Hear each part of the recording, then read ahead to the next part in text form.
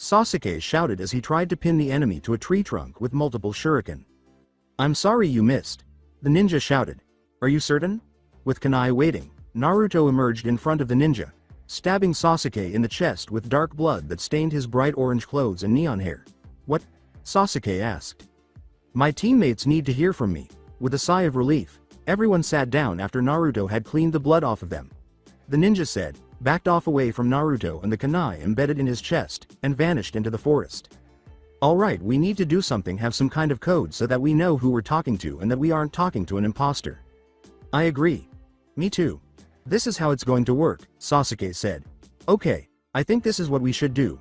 A passcode, you have to recite it and then we'll know you're who you say you are. When does a ninja strike? Is the query.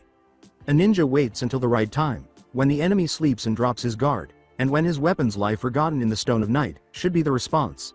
At that point, a ninja attacks. Could you repeat that? Naruto inquired. What a fool, I understood it right away. Sakura uttered those words. I was just thinking password, not passphrase. The three of them got to their feet, but then Naruto's other cheek was cut, and a strong wind started blowing. What the hell was that?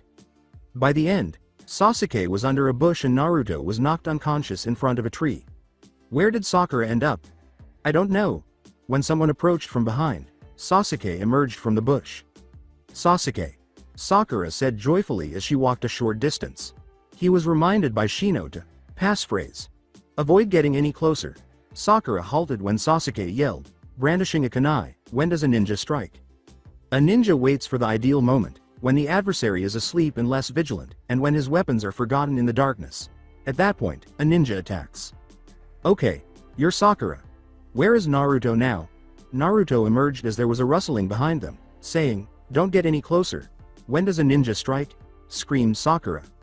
A ninja waits for the ideal moment, when the adversary is asleep and less vigilant, and when his weapons are forgotten in the darkness. Sasuke and Sakura whipped out kunai as Naruto recited. That's when a ninja strikes. Okay, so Sasuke actually tried to kill the Naruto clone but missed, and Sakura didn't know until it was explained to her, but her character in my FIC will be a bit smarter and less of an idiot. Sasuke said, you aren't Naruto. Not in a million years would he be able to recite that word for word. Sakura went on. I think you'd be better off with a hamster. Kuchi remarked, that's not very nice to say. So tell me, why did you make a password so difficult for your own teammate to figure out? Alright, you caught me. Naruto said, and one of the ninja who had previously appeared stood in front of them in a puff of smoke. Sakura nodded as Sasuke remarked, it was more of a trap, set just for eavesdroppers. I saw some bamboo protruding from the ground, in case anyone was listening to us, it had never been there. After Sakura informed me, we discreetly laid out our plan. That phrase would have caused Naruto to stumble. However, since you don't know him, you wouldn't be aware of that. Okay, so I'm a little confused about gender, so I'm just going with Sakura's opinion of she. If you know for sure and it turns out to be a he, then tell me and I'll change it. However, I'm 99.99% sure it's Orochimaru in the end. Impressive, very impressive, said the eerie ninja as she removed her hat. Note.to. Self. Never forget to stick to ground with chakra. Naruto moaned as he lay there in front of the tree. He sighed and rolled over, saying, I wonder where Sasuke and Sakura went. He stopped when a shadow fell over him. I swear Anko summoned a bunch of huge snakes just so she could feed them some people to stay on their good side. Oh my gosh, that is one big snake. As the snake tried to devour him, he leapt out of the way. Fortunately, it missed, but the clever snake wrapped Naruto in its tail before devouring him. That snake is going to have terrible indigestion. I'm back to the eerie ninja, the now shrewd Sakura, and the non. I hate everyone on sight, go away, I hate you, Sasuke, now that I've had Naruto devoured by a snake. Yay. Where is Naruto? Sasuke inquired. What's the point of telling you? Simply put, it's one less person to worry about, Sakura exclaimed. Yes, I bet you'd love to get your hands on our Earth Scroll, as the ninja said this and then produced the scroll. She stuck out her tongue, lifted the scroll, wrapped it around it, and shoved it into her mouth. In the end, one of us will have both scrolls, and one of us will be dead. A sort of genjutsu descended upon Sakura and Sasuke, causing their eyes to widen. They were dead to themselves and were about to die to the ninja, and their mouths were wide. They dropped to their knees, trembling. Sasuke was attempting to interpret everything. This is an illusion, what is it? Hold on, this isn't merely a delusion, this is what she's going to do to us. Her eyes have witnessed numerous deaths. What's wrong, Sasuke? Shino inquired. I saw my own death when I looked into this ninja's eyes. It isn't real, you wouldn't be moving or hearing us anymore if it was really your death, Kuchi reasoned. Ignore it, and leave, Shino spoke in an urgent tone. However, Sakura is also present, and her situation is worse. All right, then get up. Seize her, moreover, run. He tried to stand, but he was still too stunned to achieve a full standing position. Okay, I'll try. However, a thought suddenly occurred to him, and realizing that it was his only choice, he carefully reached into his kunai pouch, took one, and then stabbed his leg. He was prepared to run after it hurt, but there was a small issue that made it almost impossible for him to use his leg. In the meantime, the snake was once more slithering through the forest while being fed a very loud lunch. Takuya, can you tell Sasuke I've actually don't, or I'll never hear the end of it. Hey, can anyone hear me? Get me out of here. Tenten, Lee, and Neji halted. Is it just me, or is there an annoyingly familiar voice yelling for help? Tenten inquired. Faintly, Neji said, Naruto has been eaten by a snake. So the choice is turn around and forget the annoying voice. Get me out of this thing, Neji shouted, or save it so it'll shut the heck up. In the hopes that Neji had a heart, Naruto gave up trying to call for assistance. Lee stated, I believe we ought to save Naruto. Neji and Tenten stared at him as if he were crazy. Neji, however, sighed. I guess you're right, because if Naruto dies I'll never hear the end of it, because he asked Hinata on a date. Tenten also let out a sigh. Sakura will start destroying things if Naruto isn't around to be a punching bag. Alright, let's go save him, Tenten sighed. Neji prepared his Baikugan, Lee prepared his taijutsu, and she prepared a kunai. Remove weights if required. Tenten yelled, that is one big snake, as he peered threateningly at the creature. From within, Naruto exclaimed, I said that too. Oh, and thanks for coming. Neji remarked, I hope I don't regret this. You won't, especially when you, me, Naruto, Kiba, Akamaru, Koji, and Sasuke prank the village, Takuya assured him. Humph, you two had better stop talking when I'm finished. Neji was able to honestly state that he detested Naruto by the time he was free and the snake was dead. Lee and Tenten could both agree that he smelled bad and was covered in snake venom, blood, and snake guts. Thanks guys, exclaimed Naruto. However, he was startled when Kurama made the first sound in 2 days. Hey Runt, what about the other two? Oh my gosh, Sasuke and Sakura are all alone with those 3 weirdos, said Naruto. Then, leaving the snake gut covered, now. Hate. Naruto the moment team alone, they bounded off through the trees. Sakura and Sasuke sat on a tree branch that was too big. Sakura whispered, Sasuke, are you okay? Gazing at the kunai that was lodged in his leg. As the kunai began to bleed violently, Sasuke pulled it out of his leg and swore, saying, I'll be fine, but we need to get away from here as soon as possible, maybe find Naruto as well. Sakura said, already grabbing some bandages from her bag, Sasuke, we should wrap that. Over the next few minutes, she wrapped it. Which, when completed, stopped the bleeding and improved his use of his leg. Sasuke said, a little tired, thanks Sakura. He didn't want her to believe he truly liked her.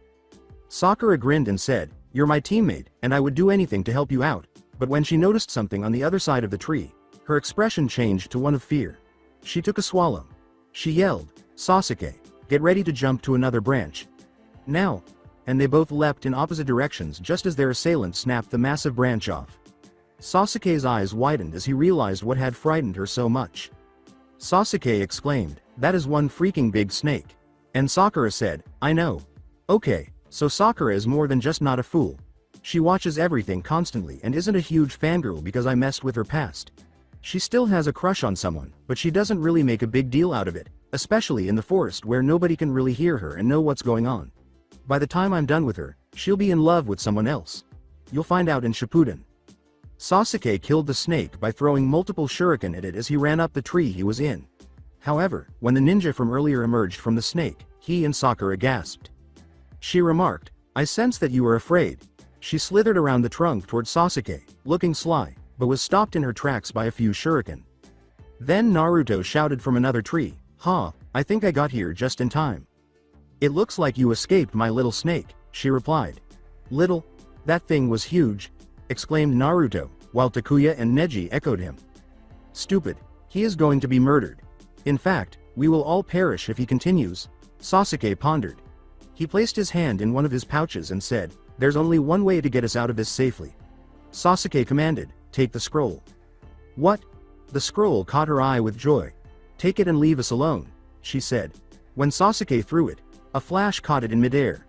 On the branch directly in front of Sasuke, Naruto emerged. Sasuke shouted, you idiot, stop playing hero. Naruto screamed, I know I am who I know I am.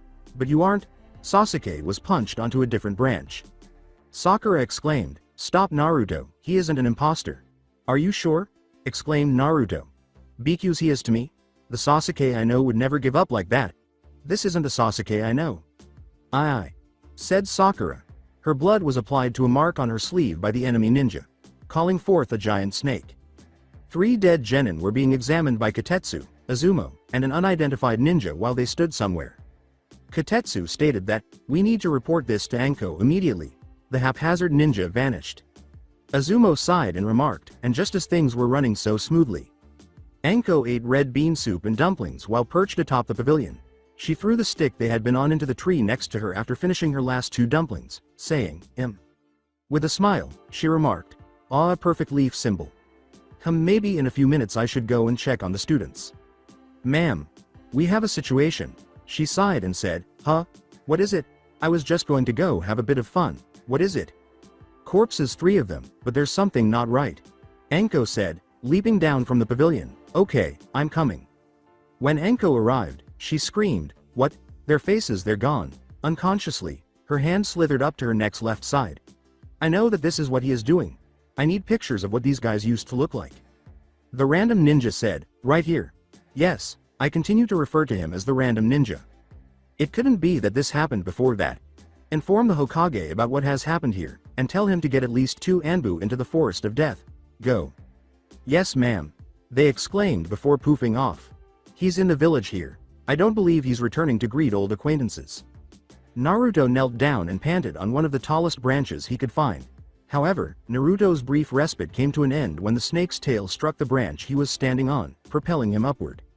Flying through the branches above him, Naruto said, he likes to play with his food. Don't worry though, he won't take too long, before striking a solid enough branch to stop. As he struck the branch, blood gushed from his mouth. Now he began to collapse. An unconscious Naruto fell towards the snake, which held out its tongue and said, finish this. In a rush to catch him, Sakura leapt from the branch she was perched on. Sasuke would have been going there, but he decided it would be better to save energy because he knew he would never arrive in time due to his leg. In order to avoid becoming a burden to himself, he remained in his current location. Naruto's eyes opened abruptly, but they were red instead of the typical blue. Using the snake's tongue as a springboard, Sakura halted his motion and climbed higher and higher before flipping down with his arm extended and fist raised in front of him. It would be an understatement to say that the snake would have perished if it hadn't ducked. It wouldn't have returned to the world of summons. The chakra of the fox pulsed through Neji, who lay on the ground. He was gripping his stomach and his Byakugan was red. As he went through this, Tenten and Lee were kneeling next to him. They were perplexed and anxious. When Neji started speaking strangely, they were even more concerned. He appeared aware but dazed. He continued, over and over, until he passed out from air deprivation, saying, I hate foxes, I hate foxes, I hate foxes, I hate foxes, I hate foxes, I hate foxes, I hate foxes, I hate demon foxes more, and I hate demon chakra the most. That, they assumed, was his point. Okay, Neji is officially corrupted. Naruto was standing in a crater that was 3 feet deep. He gave the snake a scowl. Then he hurried to a tree, climbed it, and leapt off to punch his target once more. However, he was caught off guard by an enemy fireball and fell through the branches, shattering them as he went. Fortunately, Sakura caught him before he could strike a particularly sturdy branch. Standing in his mindscape was Naruto. He noticed that all of the pipes had an orange glow to them, as if they were channeling the chakra of the Kyuubi. He watched as Neji entered his mindscape through the open door. Naruto shouted, Neji, as Takuya rounded a bend. Oh hi Neji, Naruto, he exclaimed. Happy to have visitors, Kurama is no fun to try to talk to after you irritate him. Then Neji said, hello Takuya. Despite his best efforts to ignore it, he acknowledged Naruto even though he knew it was inevitable. Naruto, I need you to do something. Show me your stomach, Neji replied. Wah. Neji said, just lift your jacket, Naruto said, raising his jacket. All right. Neji looked at it. Neji remarked, so it's the same for you too. What? You see, half of the seal keeping Kurama locked up has transferred to me, while it seems Takuya holds the other two halves of the seal on both of us. But from what I can tell, I think that Kurama can still channel chakra through your body unless Takuya is helping you maintain the seal's power. But you both have to be keeping it up. If only one of you is working on it, then the seal loosens and power can be pushed through. It seems this is also the exactly same case for me. Okay, so then why are you here too if Naruto is the one with demon chakra at the moment? Replied Takuya. After spending roughly a month by himself, Kurama had taught him a great deal about history. Well, that's actually my point.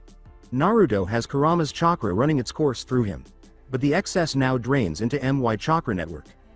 Naruto questioned, okay, so what's your point? Whenever you use the Nine Tails chakra I feel the side effect, so my point is try and block it as much as possible. Kurama is always generating more chakra, so it's okay to let some out for healing. Actually it's good for the seal to release some every once in a while, but not a lot, okay? Neji responded. Right. Good, now let's get back to the real world before we get killed. I still have some pranks that I have yet to tell you.